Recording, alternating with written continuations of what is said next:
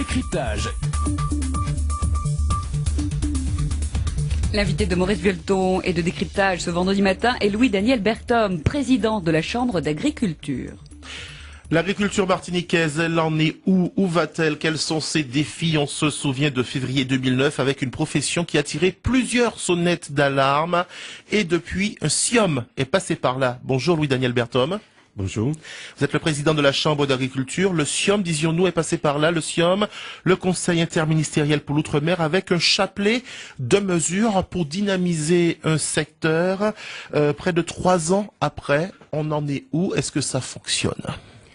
Qu'il me soit permis de présenter mes vœux à l'ensemble de la population et singulièrement l'ensemble des agriculteurs, et puis à vous aussi. Merci. Alors simplement, le SIOM, les actions du SIOM sont mises en application, et pas toutes, mais enfin sont mises en application. Il faut se rappeler qu'il y avait 40 millions d'euros qui étaient prévus, une partie qui ira en accompagnement de la production et puis une autre partie pour tout ce qui est organisationnel.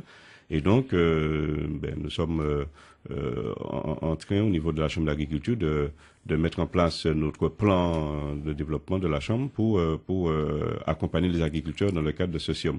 On se souvient qu'il y avait deux mesures principales, deux mesures principalement attendues par la profession, une restructuration et une diversification. Arrêtons-nous, si vous le permettez, Louis-Daniel Berthom, sur d'abord l'aspect restructuration. Est-ce qu'on y voit plus clair? Alors, c'est vrai que dans le cadre du SIOM, on a décidé de mettre en place, de renforcer l'organisation économique. C'est pour ça qu'on a vu naître et on a vu se développer des interprofessions, une interprofession fruits et légumes. On a vu également se restructurer tout le secteur d'élevage avec la mise en place d'une union de coopératives, Madivial. Dès qu'on dit coopérative dans le monde agricole, on voit tout de suite déficit quelques semaines, quelques mois après. Mais justement, c'est pour ça qu'il fallait qu'on puisse mutualiser un certain nombre de moyens, parce que nous avons des coopératives qui sont trop petites pour pouvoir se développer toutes seules et rendre les services qu'il faut aux agriculteurs. Et donc, il fallait, ça a été une proposition, une demande de la Chambre d'agriculture depuis 2007 pour qu'on puisse mutualiser les moyens au niveau de ces coopératives. Et donc, on l'a vu, il y a deux groupes. Il y a un groupe avec Madivial et puis il y a un autre groupe où il y a d'autres coopératives qui ont fait le choix de notre système. Mais effectivement, il y a des regroupements qui se font et les regroupements devront continuer également, parce que je pense qu'il faut organiser tout ça, parce que les coopératives sont beaucoup trop petites pour se développer toutes seules. Avons-nous la garantie, Louis-Daniel Berthom, que tout cela ne fera pas pchit bientôt, qu'il y aura une bonne gestion financière de ces coopératives? En tout cas, j'espère que ça va durer. Alors bon, je dis j'espère parce que j'ai quand même un long passé dans le domaine agricole, et effectivement, j'ai vu arriver des restructurations comme ça et puis qui n'ont pas tenu. Mais je pense que ce coup-ci, le travail que font les hommes sur le terrain au niveau de ces structures nous font penser que ça va durer. Mais derrière, il faut effectivement qu'il y ait les moyens financiers qui suivent. Il faut aussi que la production puisse s'écouler de façon normale sur le marché auprès des grandes surfaces et puis auprès des collectivités. Et puis surtout les circuits de proximité, il faudrait quand même faut pas l'oublier, la Martinique pendant les événements de février 2009 avait regardé avec beaucoup d'amusement et puis surtout beaucoup d'intérêt ces petits commerces de proximité qui fleurissaient en Guadeloupe, parce que là aussi il y a eu un travail de fait au niveau de la vente directe entre producteurs et petits circuits de proximité. Absolument. Alors ça c'est véritablement le cœur de l'engagement de la Chambre d'agriculture en ce moment, c'est faire en sorte effectivement qu'on organise la production autour d'organisations économiques, des coopératives, mais également conforter la situation de certains petits producteurs qui travaillent sur les marchés locaux. Ou dans les ronds-points le dimanche matin, sur toutes les routes de Martinique. Alors c'est vrai que sur les ronds-points, c'est pas toujours des producteurs qui sont là. Il y a beaucoup de revendeurs qui sont là. Moi, je pensais beaucoup aux gens qui organisent des marchés comme le MANA, le marché agricole du Nord Atlantique, comme au GAPI, comme toute une série le syndicat d'exploitants agricoles de Ducos aussi tient un marché, et on a plein d'organisations comme ça qui se mettent en place un peu partout et qu'il faut conforter là où il y a des producteurs qui s'organisent pour vendre leur propre production.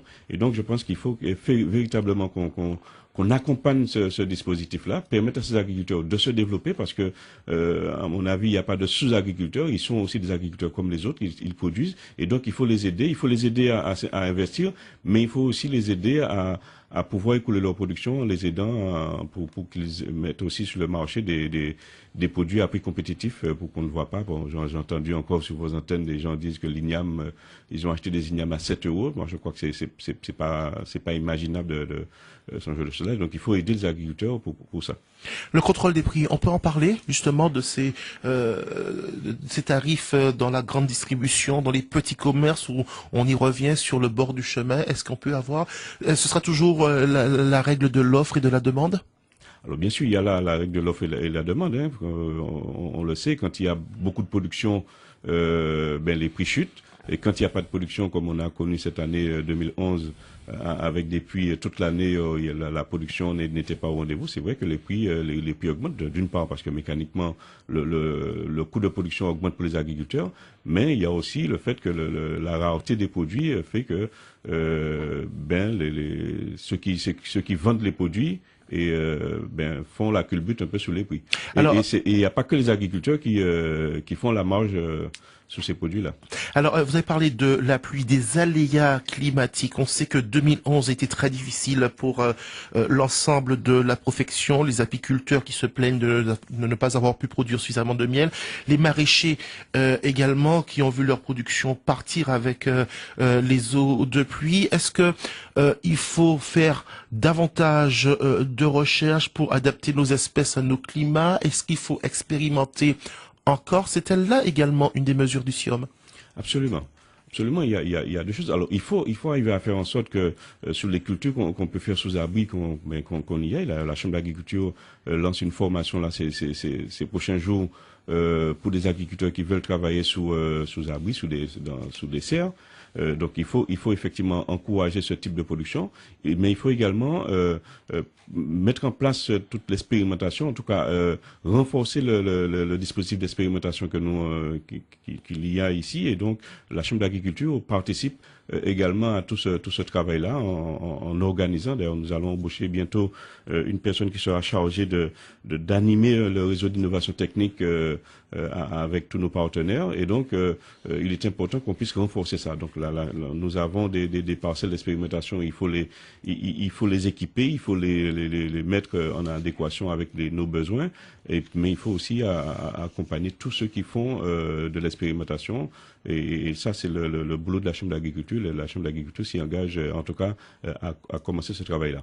Alors à peu près 4000 personnes vivent directement de l'agriculture. Louis-Daniel Berthom, on l'a dit, on le répète, c'est 2011, année difficile. Le Conseil régional qui a un plan d'urgence, un plan de relance de l'économie martiniquaise avec un volet agricole. Est-ce que là, ça fonctionne? Alors, c'est vrai que c'est un plan qui a tardé à se mettre en place parce que d'une part, les agriculteurs n'étaient pas non plus prêts puisque on ne pouvait pas vraiment travailler.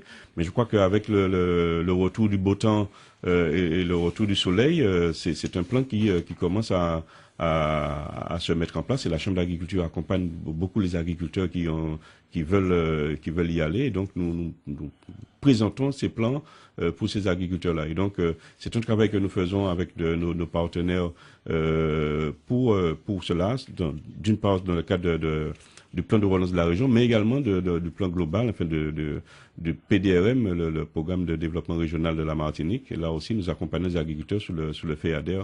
Et ça aussi, c'est important que les agriculteurs puissent trouver auprès de nous cet accompagnement. Dans quel état d'esprit sont les agriculteurs de Martinique? Est-ce qu'ils sont tous, ils ont tous conscience que vous travaillez sur du vivant en zone particulière? Nous sommes en zone tropicale, avec risque de pluie, risque de carême. Est-ce que tout le monde l'a intégré finalement? Parce qu'on a l'impression que chaque fois on découvre quelque chose de nouveau dès qu'il pleut ou dès qu'il fait sec. Les agriculteurs, oui, ils ont intégré ça. Ils s'adaptent par rapport à la situation. Cependant, tout le monde n'a pas intégré ça. Vous avez raison. beaucoup d'hommes politiques, et puis l'administration non plus n'a pas toujours intégré tous ces éléments-là. C'est pour ça que nous, au niveau de la Chambre d'agriculture, nous demandons qu'on puisse faire un travail d'évaluation du potentiel de production de nos agriculteurs, parce que ils ont besoin d'accompagnement, mais ils ont besoin surtout qu'on puisse les aider à faire une bonne évaluation de leur potentiel, et potentiel économique, potentiel environnemental, potentiel social, pour se remettre au travail. Je pense que si on ne fait pas ce travail je dirais, d'évaluation du potentiel, ben on va tirer des plans sous la comète. Et justement, un exemple qui illustre bien tout ce que vous venez de dire, ce fameux champignon noir dans le secteur de la banane. Nous avons entendu tout le bruit qu'il y a eu autour de cette prorogation décidée par le préfet. Dernièrement, une délégation d'élus, de socioprofessionnels, une délégation s'est rendue sur le terrain. Parmi cette délégation, des personnes complètement hostiles à ce projet d'épandage aérien, des personnes qui ont changé d'avis selon vous lorsqu'ils ont vu les réalités. Alors, je ne sais pas s'ils ont changé d'avis. Je pense qu'il faut attendre, puisque la commission est en place et doit rendre son avis dans 3 mois. Donc, on va attendre les conclusions de tout ça. Mais je pense que le système que nous avons en ce moment, c'est le meilleur système qu'on puisse avoir. Alors, c'est vrai que on peut encore perfectionner ça, on peut encore améliorer, notamment sur les zones d'exclusion pour le traitement aérien. Mais c'est un système qui marche et qu'il faut pérenniser. Et donc, je pense que il faut pas qu'on revienne en arrière. Merci d'avoir été avec nous ce matin, Louis-Daniel Berthom, président de la Chambre d'agriculture de Martinique. 4000 personnes travaillent dans le secteur. Décryptage.